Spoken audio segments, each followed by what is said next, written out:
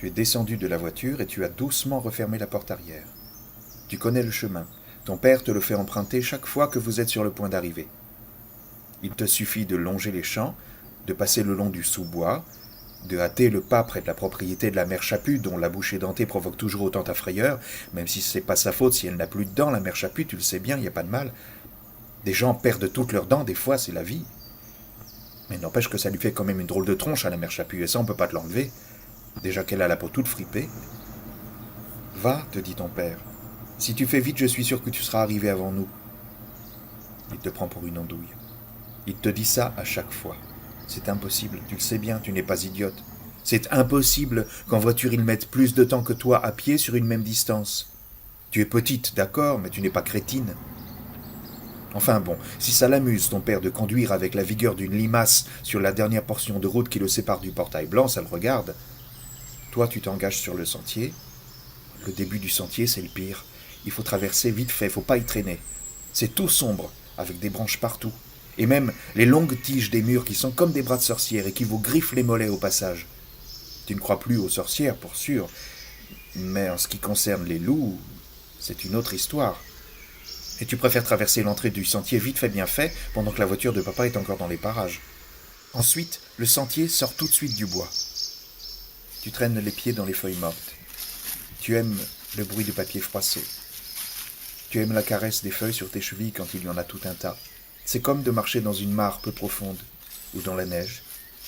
Sauf que ce n'est ni mouillé ni glacial, et que ça dégage un parfum tellement agréable que tu aurais presque envie de te rouler dedans.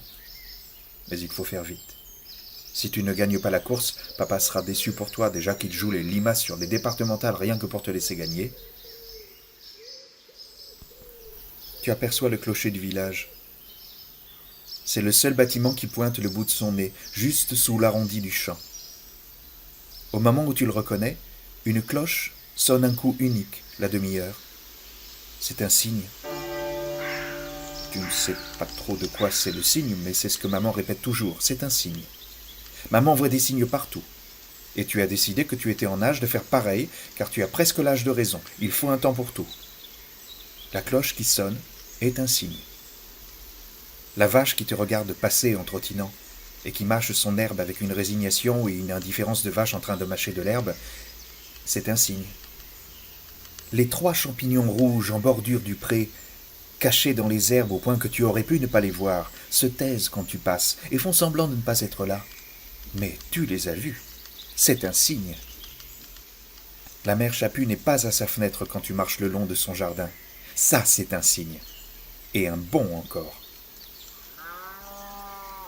Tu as 3 francs dans la poche de ta jupe. Tu les avais oubliés. Est-ce qu'avec 3 francs, si tu fais un détour par le moulin, tu pourrais acheter une plaquette de beurre? Celui que tu ne trouves pas très bon, mais qui reste le préféré de maman. Tu ne sais pas combien ça vaut, une plaquette de beurre au moulin. La marchande te connaît. Elle sait bien que si tu n'as pas assez d'argent, maman passera le lendemain pour régler ce qui reste à régler de la plaquette de beurre. Pas d'histoire, ici les choses sont simples et les gens se font confiance. Pas d'embrouille, pas comme à la ville. C'est ce que dit toujours papa. Mais de loin, tu vois que le moulin est fermé. Tant pis pour le beurre. En bas, tout en bas du village, la petite rivière ondule et brille comme un serpent couvert de diamants. C'est un serpent qui irait à un bal, tu penses. Tu aperçois le toit de la maison, dans le soleil qui se couchera très bientôt, mais tu as quand même le temps d'arriver. Les ardoises du toit en pente font comme une couverture argentée. Et voilà le portail blanc, plus que quelques mètres. Tu hâtes le pas, tu veux être la première. Pas de traces de la voiture. Tu t'arrêtes sur l'allée en gravier. Pas de trace de la voiture. Tu es la première. Tu es un peu essoufflé. Tu attends. Demain, tu as 7 ans. Tu t'appelles Amandine.